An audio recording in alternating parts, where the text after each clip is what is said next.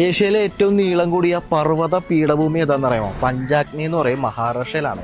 അതുപോലെ തന്നെ Ajanta യെല്ലോറ caves BC 2-ാം നൂറ്റാണ്ട് മുതൽ AD 6-ാം നൂറ്റാണ്ട് വരെ കാലഘട്ടത്തിലുള്ള ചരിത്ര ശേഷിപ്പുകളാണ് ഈ അജന്ത യെല്ലോറ കേവ്സ്. അതും മഹാരാഷ്ട്രയിലാണ്.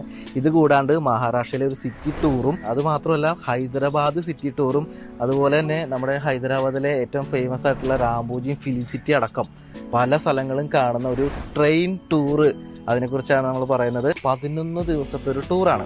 അപ്പോൾ ഈ വരുന്ന ഓഗസ്റ്റ് 24-ാം തീയതിയാണ് നമ്മുടെ യാത്ര പുറപ്പെടുന്നത്.